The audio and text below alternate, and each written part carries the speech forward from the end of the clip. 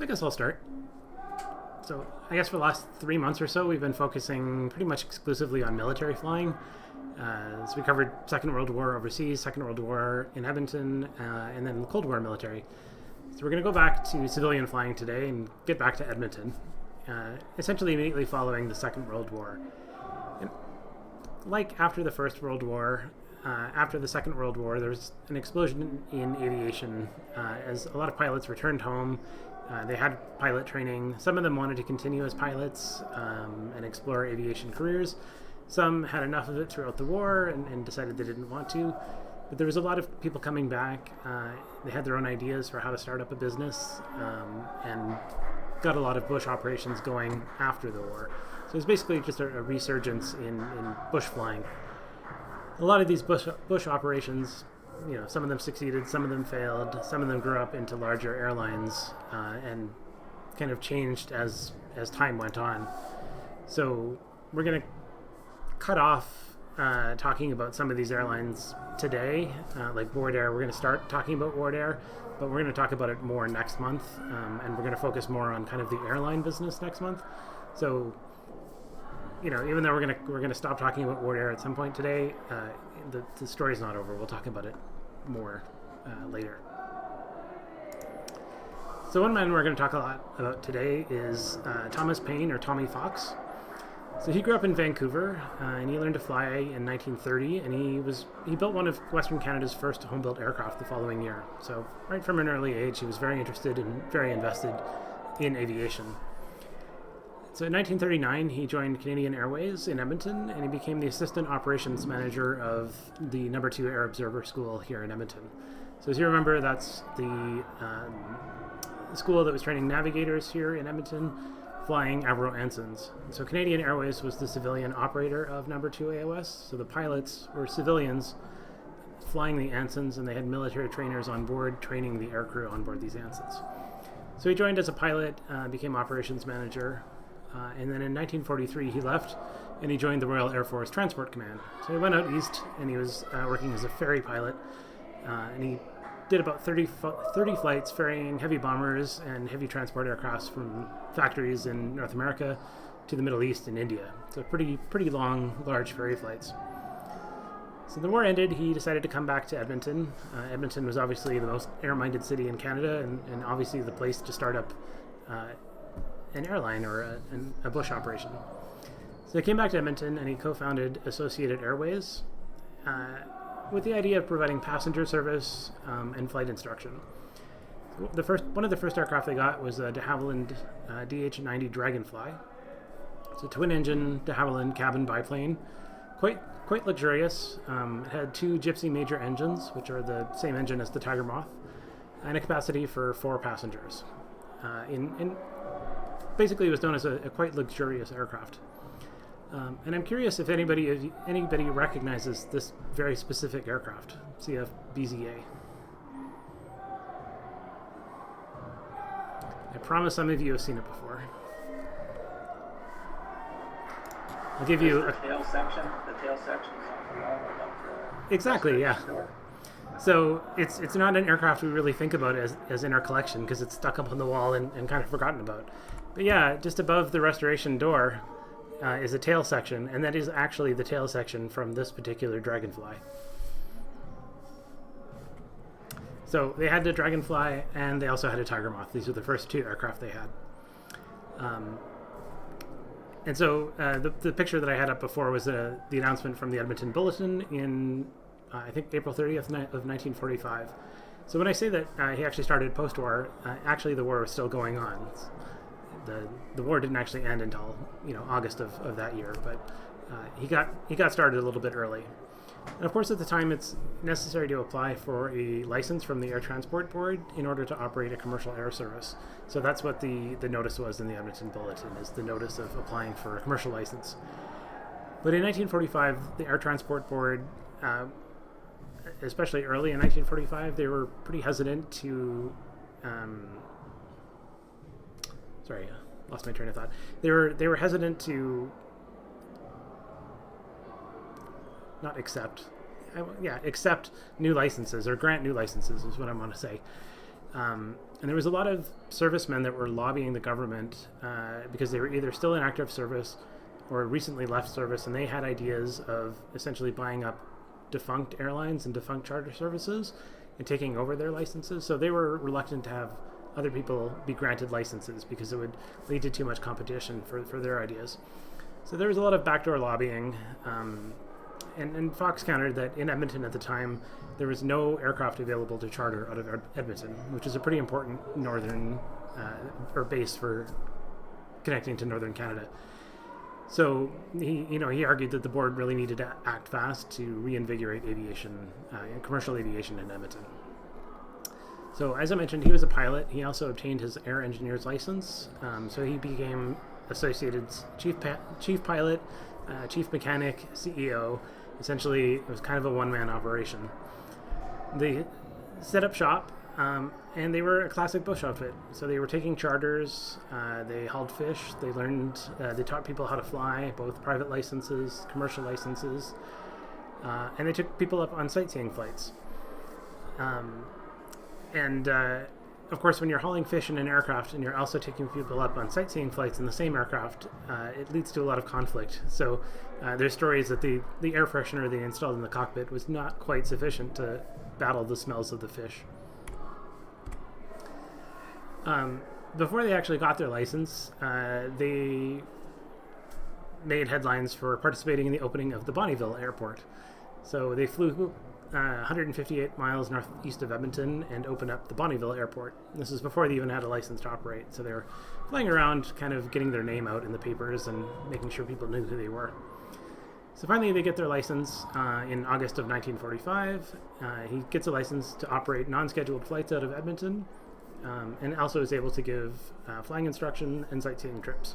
So here's some of the advertisements from 1945. So only $2 a person to go on a sightseeing flight, which is, it sounds really cheap, but it's probably like equivalent to $100 today. Well, maybe not $100, but a lot more than $2 today. And this Associated was the first flying instruction school for civilian pilots operating in Edmonton since before the Second World War began. Their first student pilot was,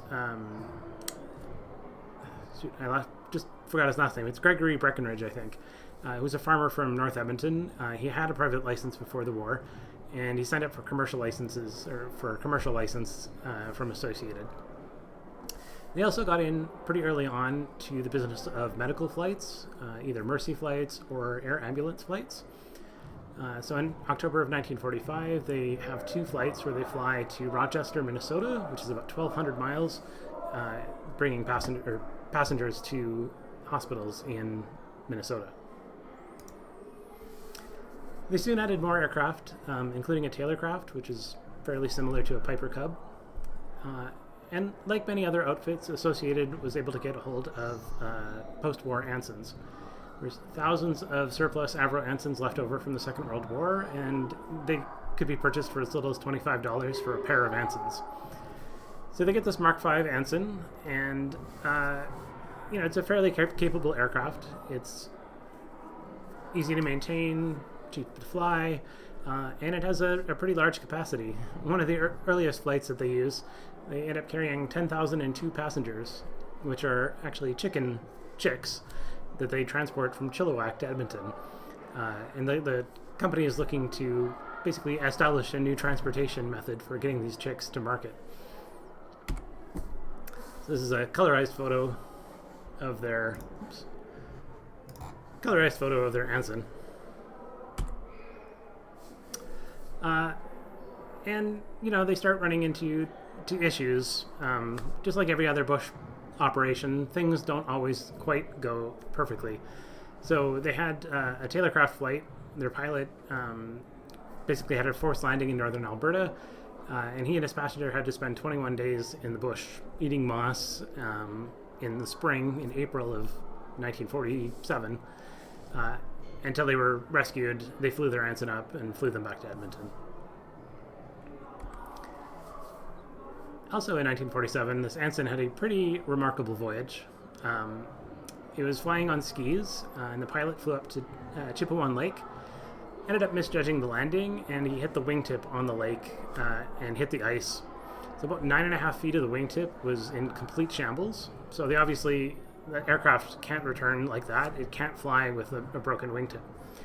So Tommy Fox flies up to Fort Chippewa, and he figures that, 9.5 feet is a lot, but he might be able to get the ensign flying again if he cuts 9.5 feet off the other wing to balance it out. So they get a saw and they cut the other wingtip off. They tape it up, take off, they get it airborne. It doesn't fly particularly well, and they fly at full power, max power, all the way back to Edmonton in order to stay airborne. And they're only like a couple of 100 feet above ground.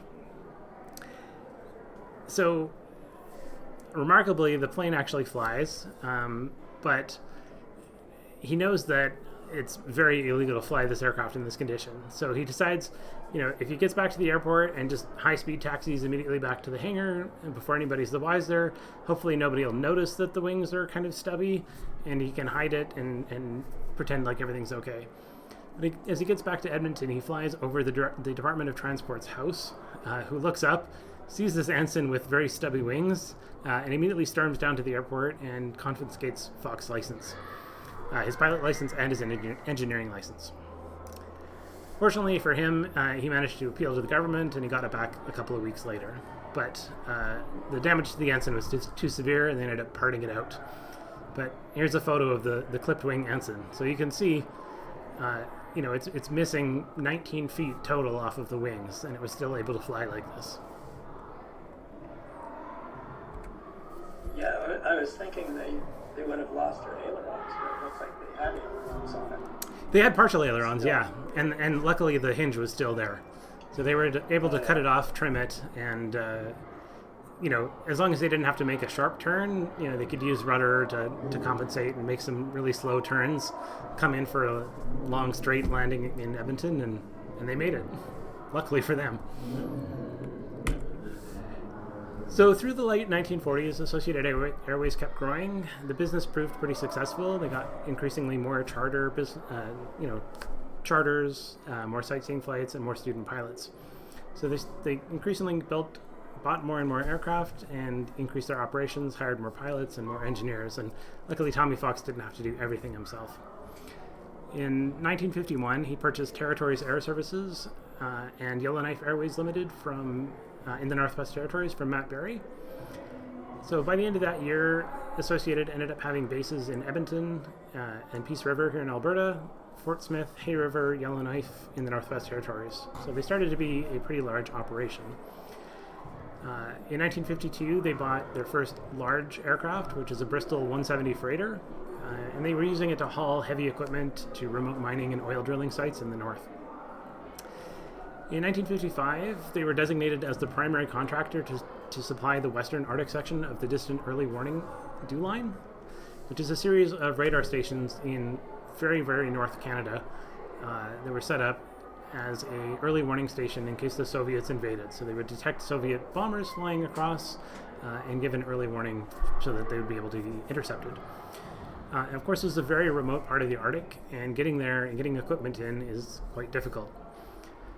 And it's a little bit beyond the capability of Associated at this time. It's a bit more than they can chew. So they go out and they buy 4 Avro Yorks, which are large 4-engine transport aircraft, in order to undertake this airlift. This diagram shows the 3 radar lines in Canada. The first of these was the Pine Tree Line, which is a joint US-Canadian venture running from Newfoundland to Vancouver. And so it's basically just north of the United States-Canada border.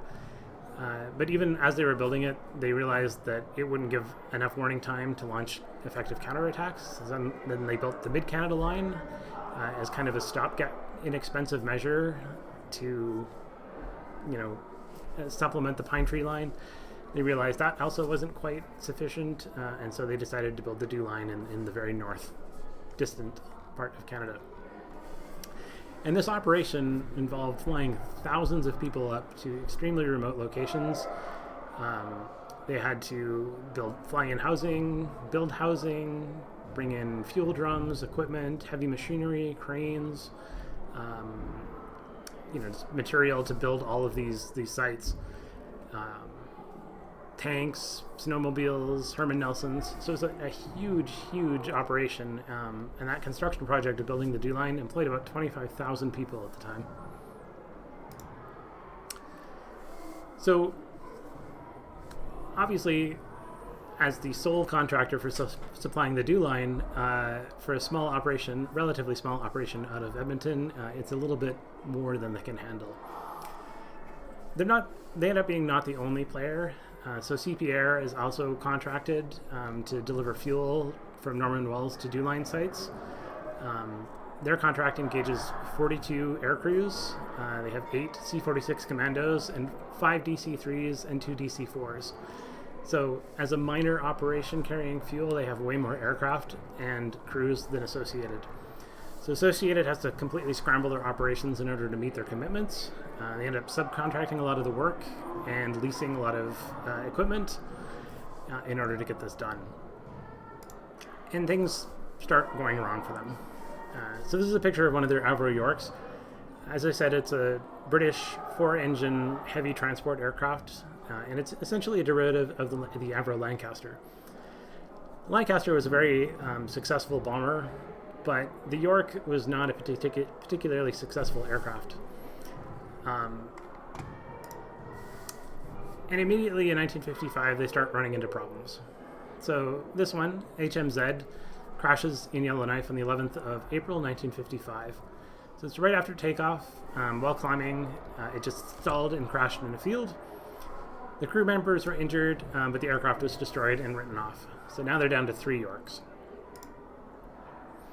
This is a color photo off the internet of the same aircraft. In May 26, 1955, and a York crashes here in Edmonton. So the probable cause that's listed for this accident is the attempt of the pilot to take off under the prevailing unfavorable conditions. So as a result, the aircraft hit an obstacle in line with and off the end of the runway. So essentially what happened, the aircraft is taking off at about 2:30 in the afternoon from the north-south runway at the municipal airport. So it's going directly north, supposed to cross Yellowhead and the Calder Yards. But they hit an obstacle and basically crash into the rail yard. They can't get airborne and just crash into the rail yards. Hit a train, aircraft is destroyed, burst into flames. The pilots are killed, the aircraft is completely destroyed. And they go to check the logs, and the aircraft was loaded to 67,683 pounds gross. The maximum permitted by the Certificate of Airworthiness is 68,000 pounds. So they are 317 pounds short of their maximum permitted load, which is definitely on the edge of operating capabilities. The temperature was fair, so it wasn't too hot. But when they do the math, they figure out that under those prevailing weather conditions and at that load, the aircraft needed a 7,100-foot runway to take off safely, and the Edmonton Municipal Airport had a 5,700-foot runway. So there was no way for this aircraft to take off safely. So it basically just got off the ground into ground effect, where when you're essentially within one wingspan of the ground, the vortexes off the wings cause essentially a cushion of air, and it's much easier to fly, but you cannot get out of ground effect. So this essentially just skipped over the rail yards, hit a train, and led to disaster. And there's very few photos where you can actually see parts of this aircraft. It was so completely destroyed that there's almost nothing visible in any of these photos. And some of these are slightly colorized. You can see just how many train cars it took out as it skimmed over the yards and crashed into all these trains.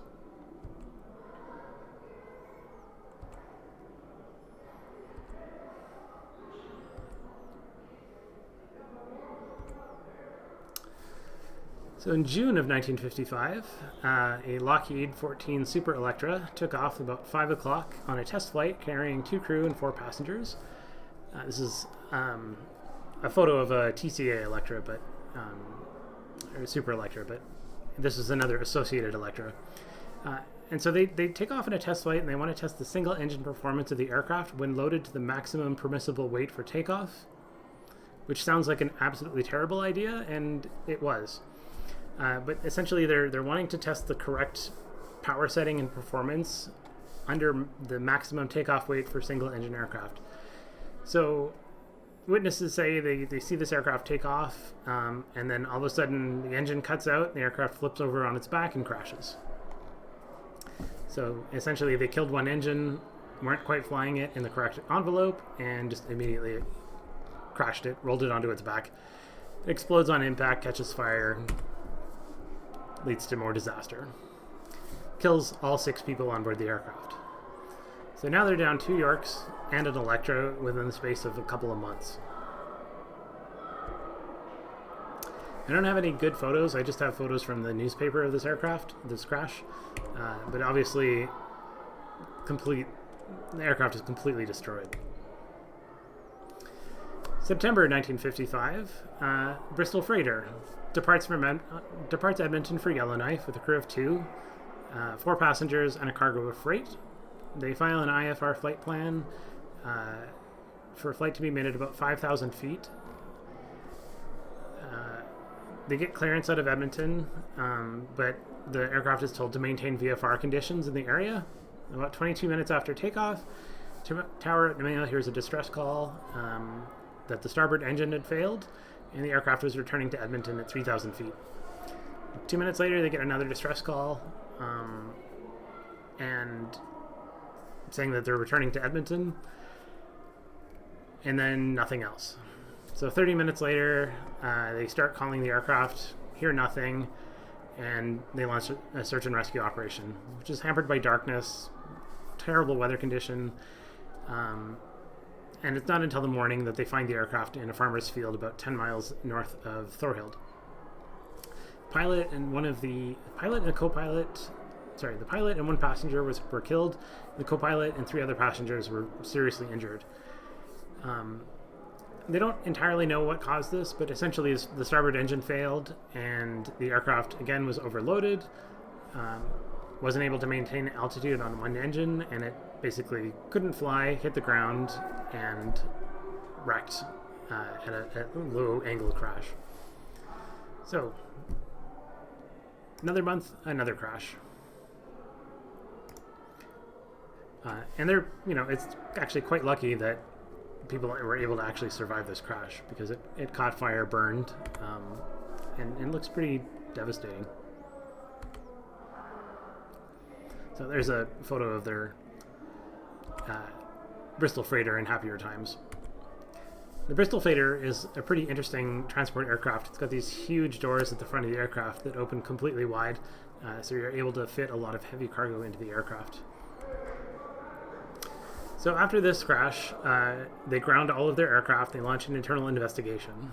So September 27th, they announced that, okay, we're going to resume our flights supplying the DEW line.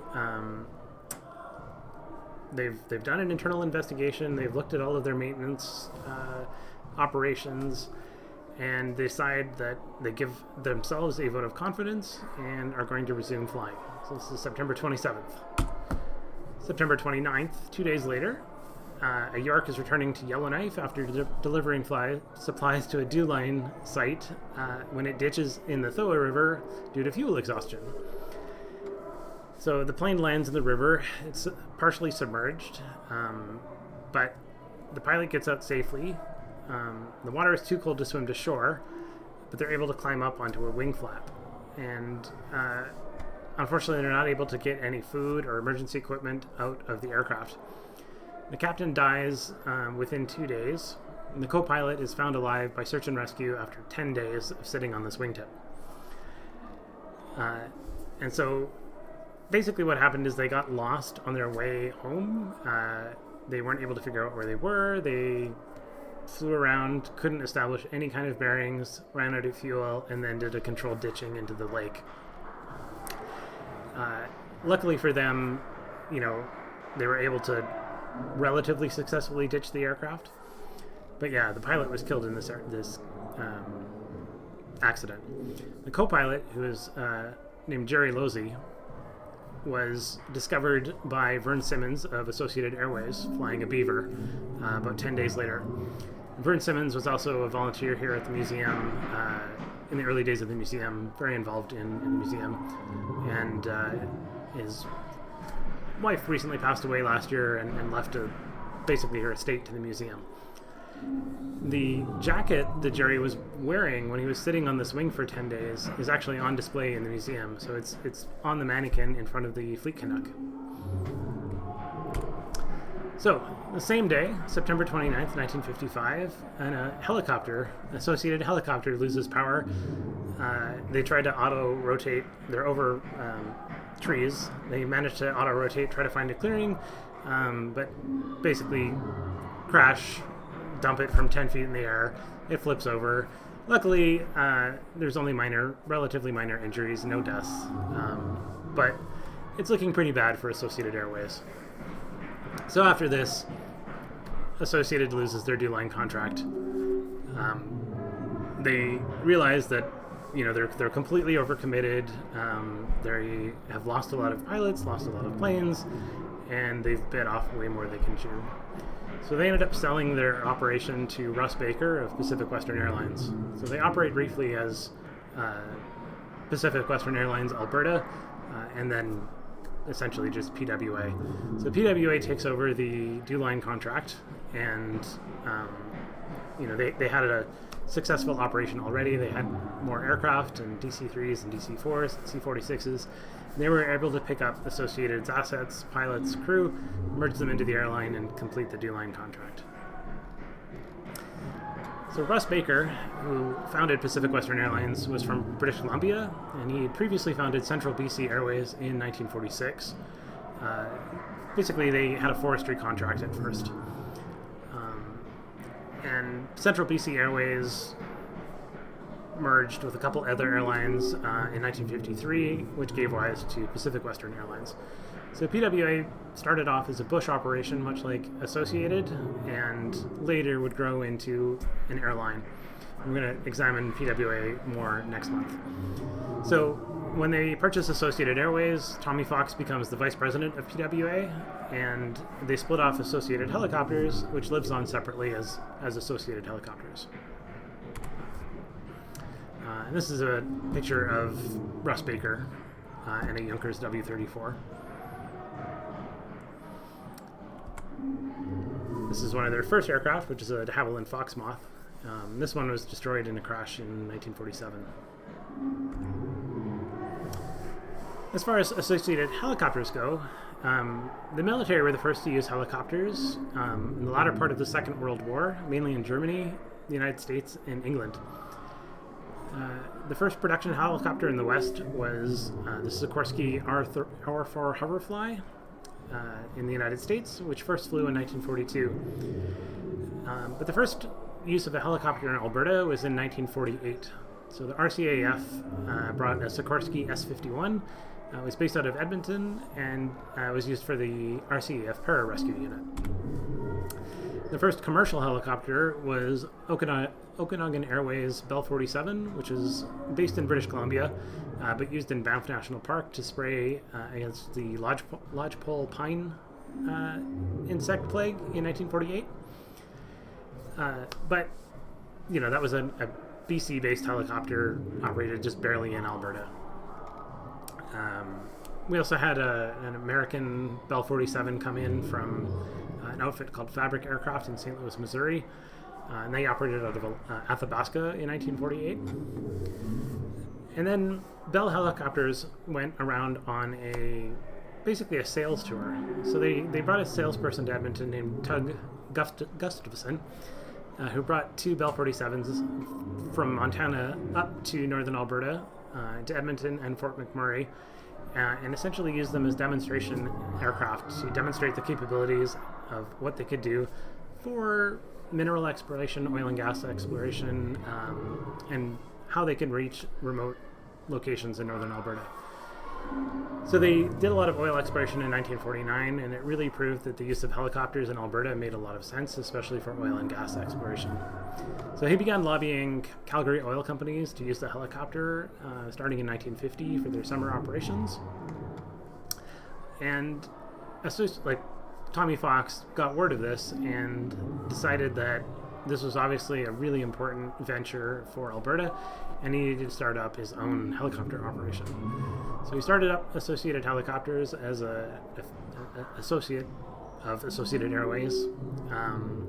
So they bought a Bell 47 and started flying it and renting it out to oil companies. So the president of Associated Helicopters was Rex Kaufman, and that was the first helicopter company formed in Alberta. And yeah, right away it proved its worth, because prior to the helicopter, using canoes or horses or, steamboats, it took a long time to get to some of these remote locations. So they were able to get enough work done in a week that would have previously taken them about 3 months worth of work. So even though the expense of chartering a helicopter was fairly high, it was so much more efficient than anything that they'd done before. So their first aircraft was a used Bell 47D on wheels, which is CFGSL. And they brought it on the back of a dump truck to Edmonton, and they hired a pilot named Chuck Magner, who was an American, to be their first helicopter pilot, because obviously nobody at Associated knew how to fly a helicopter. So he was previously employed by Fabric Aircraft out of Athabasca, so he had experience flying in Alberta. So they started in 1950, flew up to the Fort Vermilion area, and it was used for oil and gas exploration. Associated Airways ended up pioneering heli-skiing here in Alberta.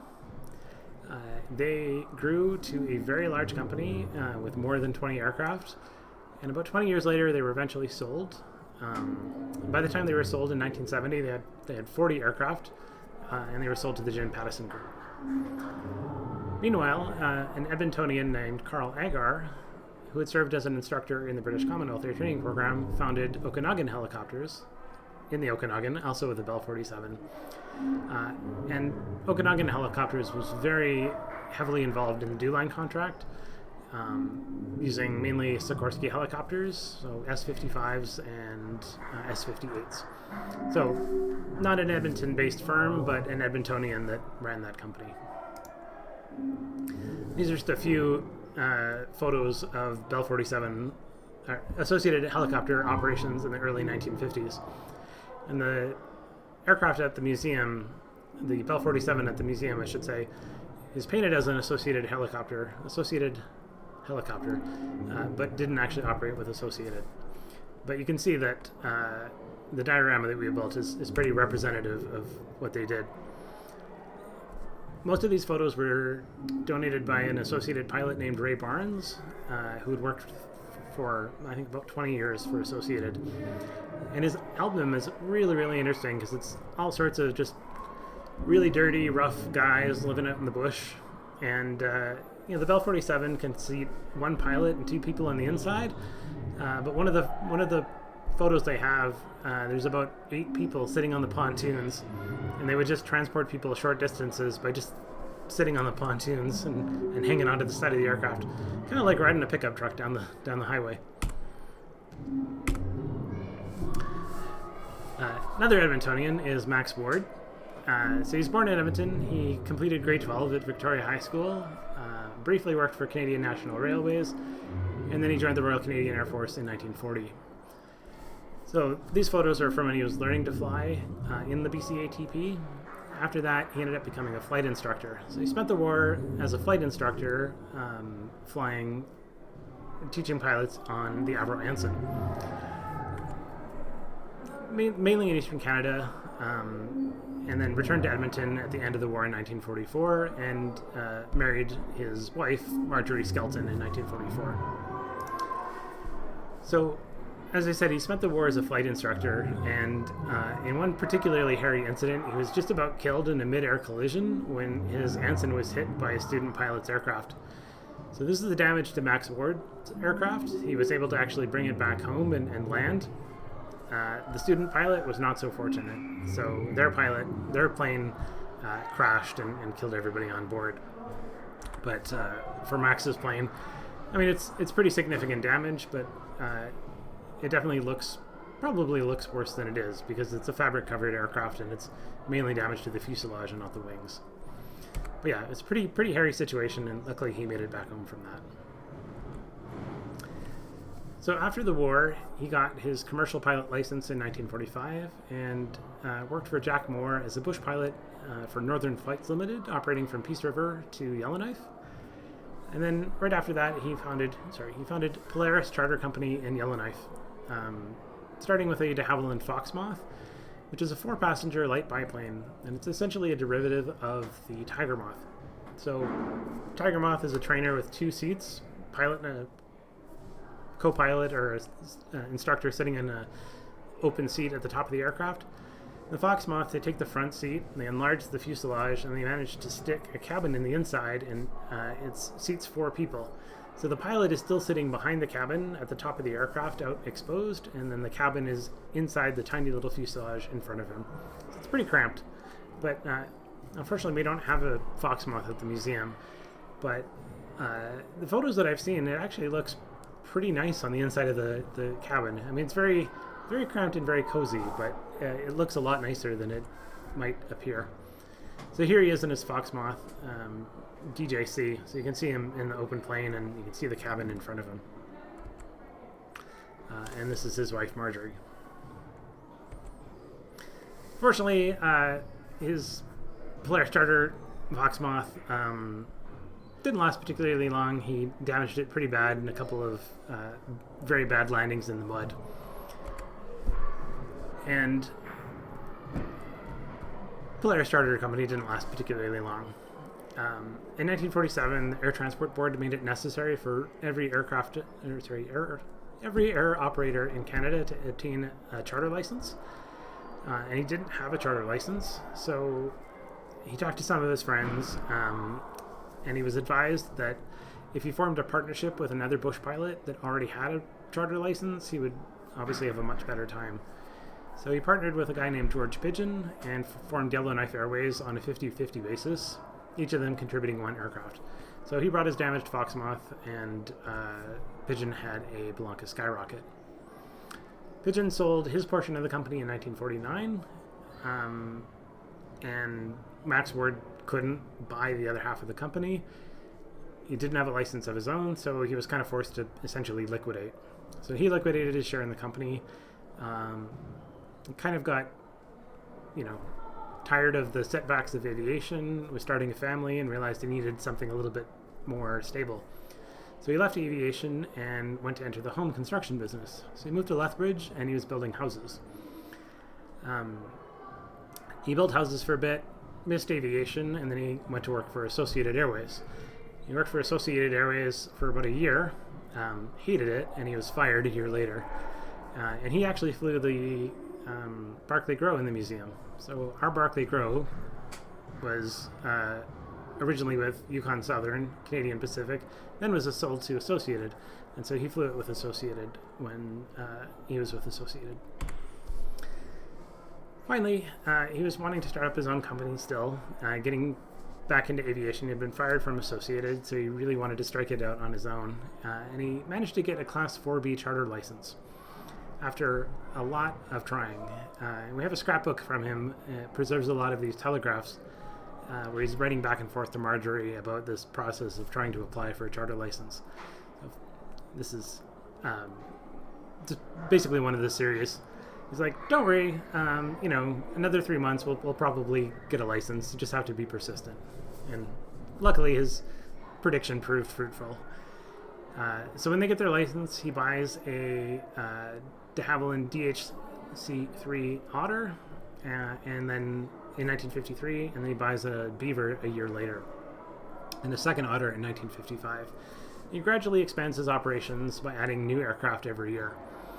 And in 1957, he buys a Bristol Freighter, which is their first large, heavy aircraft.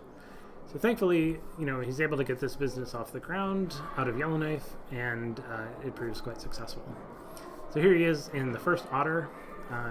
We also don't have an Otter at the museum, but it's fairly similar to the Norseman.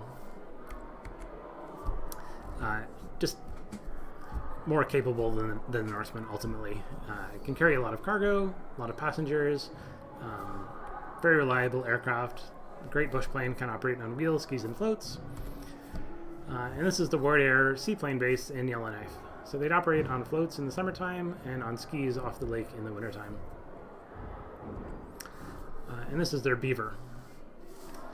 Beaver, also a great aircraft, obviously. Flies about the same speed as the Otter, carries about 2/3 of the cargo, 60% of the cargo. It's obviously a smaller aircraft. And these are some of the earliest brochures from Wardair from the early 50s, showcasing their two aircraft, so the Otter on the left and the Beaver on the right. So you can see they cruise at 120 for the Otter, 150 miles an hour for the Beaver. And over 100 miles, the Otter can carry 2,494 pounds of cargo, and the Beaver can carry 1,447. And as I said, they're operating out of Yellowknife, so they're mainly flying through northern Canada. They're not really coming down into Alberta, just very, very northern Alberta and northern Saskatchewan. So it's primarily a Arctic bush operation.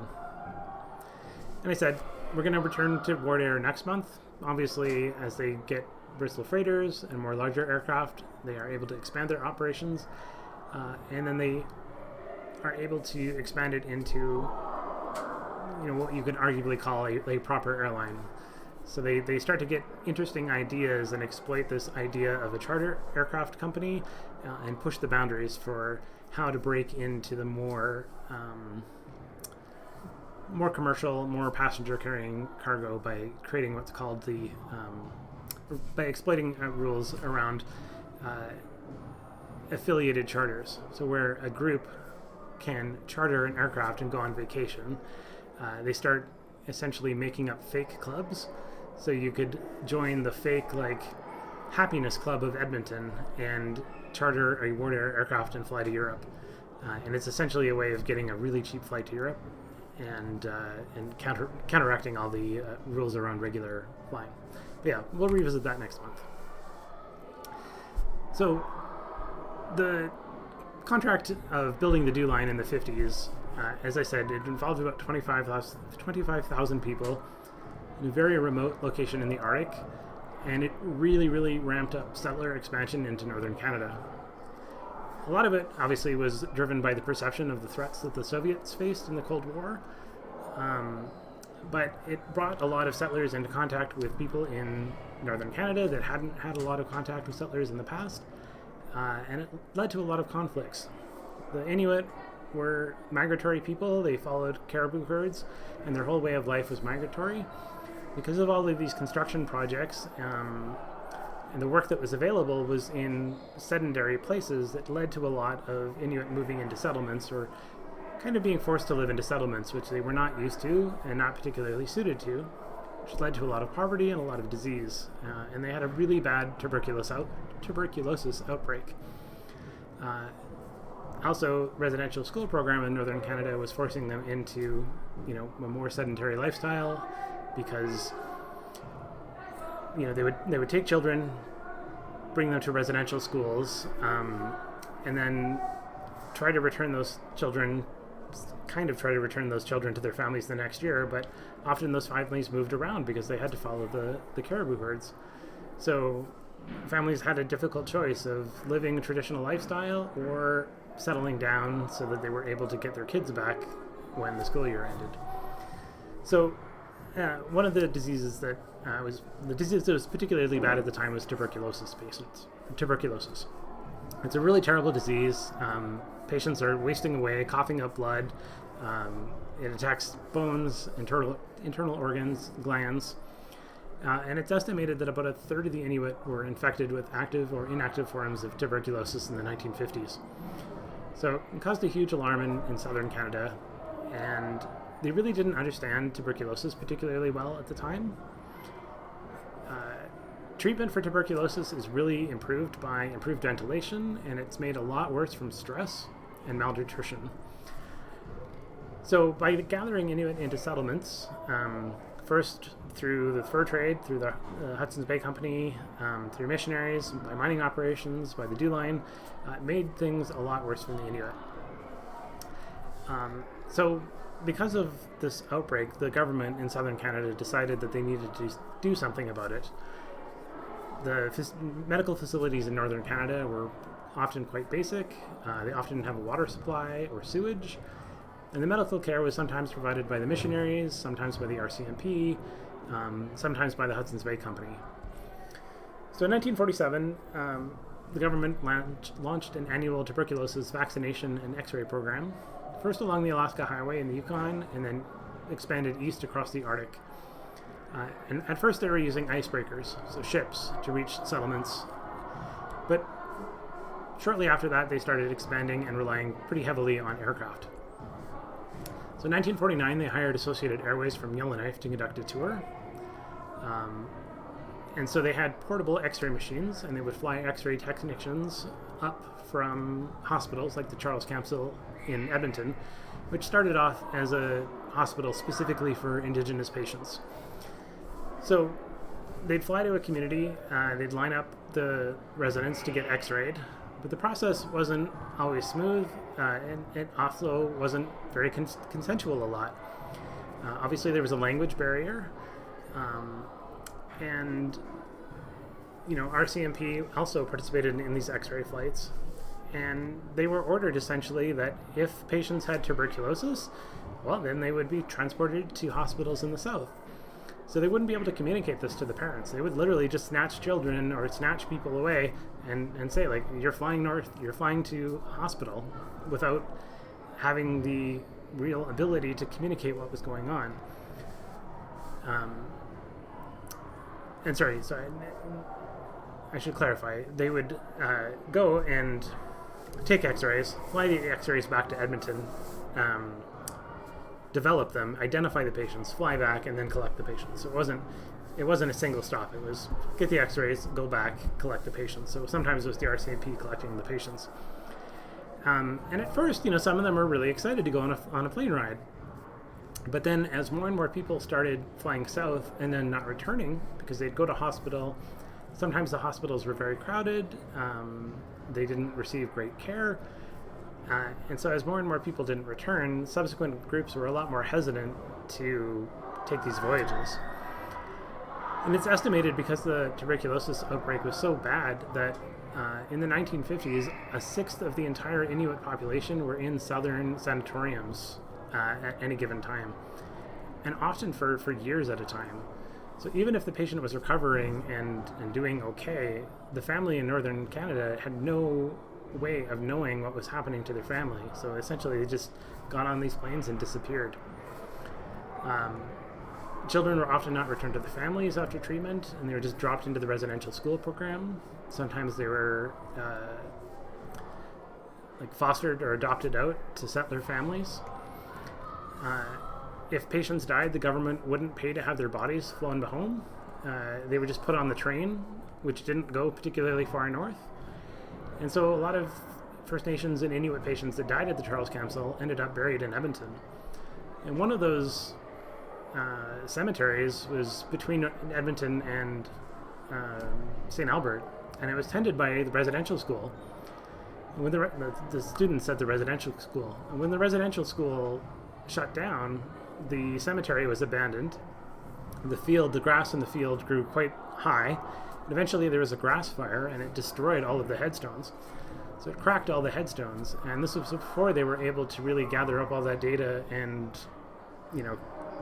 inform the families back home of what happened to their families.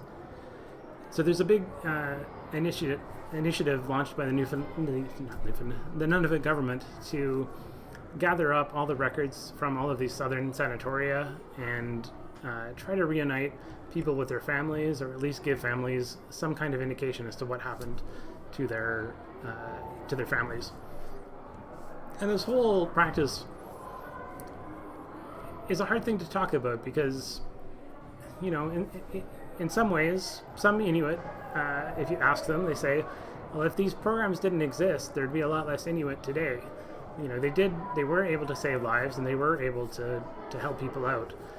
But it did cause a lot of heartbreak and a lot of broken families, and a lot of trauma from kids getting fostered out or brought into the residential school system. So it's a pretty complicated subject, and aviation had a pretty large role to play in this tuberculosis program. One of the pilots that participated in this was Don Hamilton. So, like many pilots before him, he was contracted for do-line work. So he was initially flying equipment north, and he started up his own company in northern Alberta. So he would often bring equipment north, and on the way south, he'd be contracted to bring patients back home.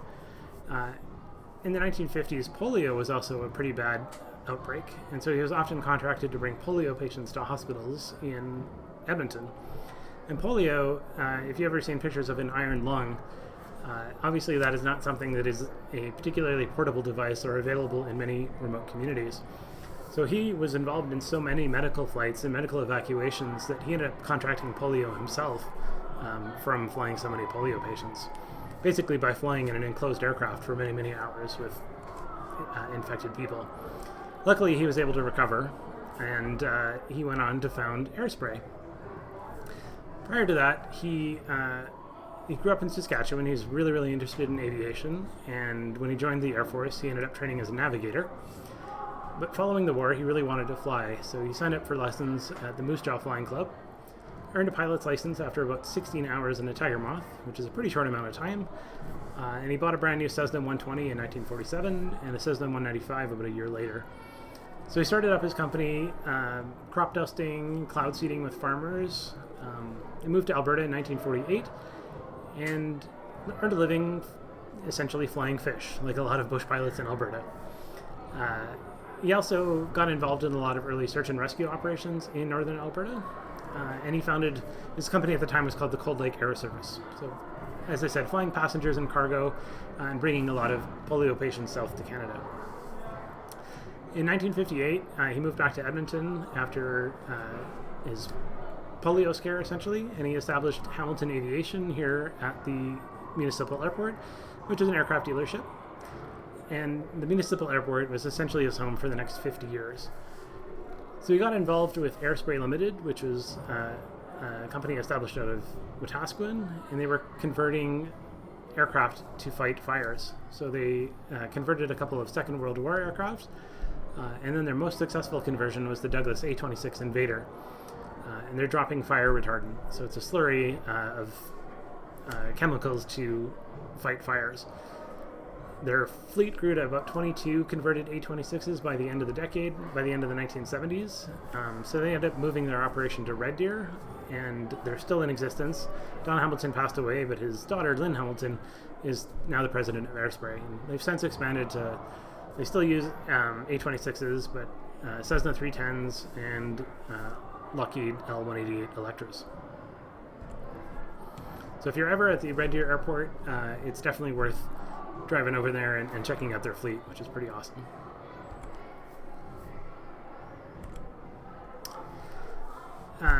Missionaries were also quite involved at the time in northern flying. I probably should spend like a whole month talking about the missionaries, but both before the war and after the war, missionaries, Catholic missionaries, Christian Anglican missionaries got heavily involved in northern flying. One of which was William Lysing, or Bill Lysing, of the Oblates of Mary Immaculate. So in September of 1940, he flew to Edmonton and then traveled north through the Northwest Territories. And for 17 years, he worked as a pilot, an air engineer, and a missionary, and a dentist. And in 1951, there was a couple from Ohio that donated their red Aronca sedan to the Oblates of Mary Immaculate, which was registered as CFGMC. So they flew that through the mission, and over the next 15 years, they were flying Mercy flights. First in that Aronca, they got larger planes like a Norseman and a Beaver. And that Aronca sedan was nicknamed the Flying School Bus because one of the things that they did was transport children to residential schools. So while they did fly around and provide dental care, they were also very heavily involved. The Oblates of Mary Immaculate were responsible for administering quite a lot of the residential schools in Canada. And yeah, they were transporting children to these residential schools. So he nicknamed his aircraft the Flying School Bus. And one of the artifacts that we have at the museum is the propeller from this specific Aeronca sedan. So we're going to be incorporating it next year into an exhibit talking about how much aviation was involved in the residential school program.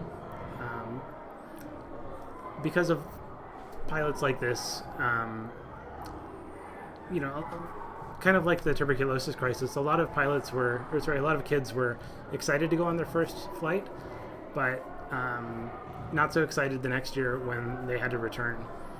And the further north you go and the more migratory the people were, the more difficult it was to return them to their families. So a lot of kids were flown back to where they were picked up. Their families weren't there because they had to migrate, and a lot of these kids ended up in foster care or back into the residential school system and dying. The other aircraft that was very involved in missionary work at the museum was our Stinson Reliant, which is owned by a missionary outfit in Saskatchewan for a while. But yeah, that's a whole other month to talk about. So next month, if you're interested in William Lysing, there's a book that he wrote called Arctic Wings. Highly recommend it. It's obviously told from his perspective, and it's written, I think, in the 60s or early 70s. So it's not a particularly modern take on things, but there's a book called Polar Winds, A Century of Flying in the North by Danielle Metcalf-Janile, and she looks at Bill Lysing and a lot of these northern flights. So if you want a more modern book that examines a lot of bush pilots in the north, I really, really highly recommend her book. We're going to talk about this more next month as well, but another outfit that started here in Edmonton was Gateway Aviation. So you might recognize the aircraft in this photo as the museum's Cirrus Moth. So our Cirrus Moth was once owned by the Edmonton Flying Club, and then by Gordon Anderson. Gordon Anderson farmed Gateway Aviation here in Edmonton in 1952 as a charter flight operation, also providing private and commercial pilot training and, specialized services like pipeline patrols, air ambulance services. So they got a little bit of a later start than Associated, but they ended up growing into a quite large operation. So very shortly after they started, they had an accident. One of their student pilots crashed. And if you look through the newspaper headlines, specifically for Gateway Aviation, it seems like they crash weekly. But it's not necessarily them crashing. They were renting aircraft out and leasing aircraft to a lot of people. So when their aircraft crashed, it wasn't necessarily them flying their aircraft. It was them leasing it to people that then crashed it. But they got to get in a lot of headlines. They're chartering fishing tours for the rich and famous. They do a lot of medical evacuations and air ambulance flights.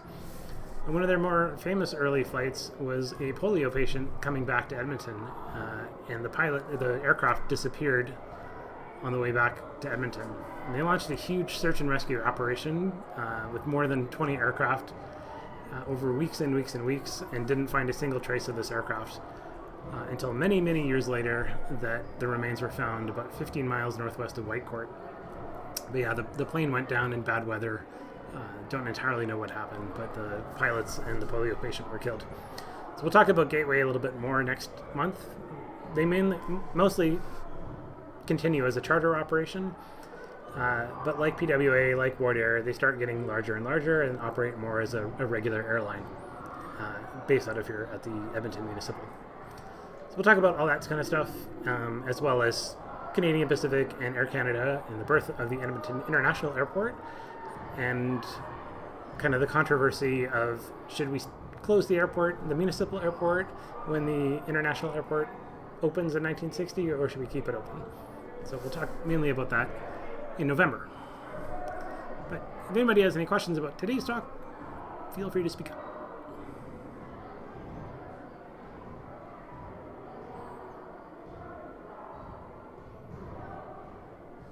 You know, Ryan, one of the things that's always interested me in aviation history is how important the fishery in Alberta is, and especially as, I mean, I came here from the Maritimes where I worked for 4 years, and I mean, the last thing I would think of Alberta as having a fishery, but it was really, you know, so, I mean, as you talk about, so many of these small airlines were hauling fish out of, I guess, Coal Lake and sort of Athabasca area. Yep. I mean, which is very little, you know, I mean, it's an industry that's almost nobody knows anything about. No, and it's something you wouldn't really think about today, because you go to the grocery store and buy fish, and it's, you know, Atlantic cod, Pacific salmon, you know, it's all tropical tilapia. But back then, it's like, no, there's a lot more local fish and a lot more like trout that you could buy locally, and a lot more locally sourced, I want to say seafood, but not seafood, fish from lakes and rivers.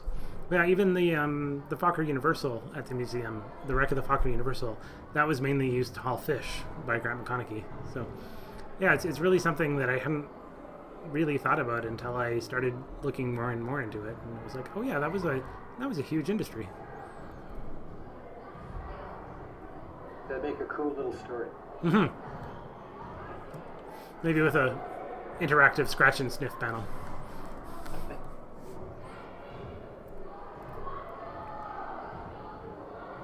Well, great as always. Thanks. Yes, really enjoyed it. So yeah, we're gonna put the rest of the lectures are gonna be free, and we're gonna start putting the previous lectures available online and release them kind of once a week or once every 2 weeks or so. Yeah, that'll even be handy for those of us that have followed you to revisit some of the earlier ones.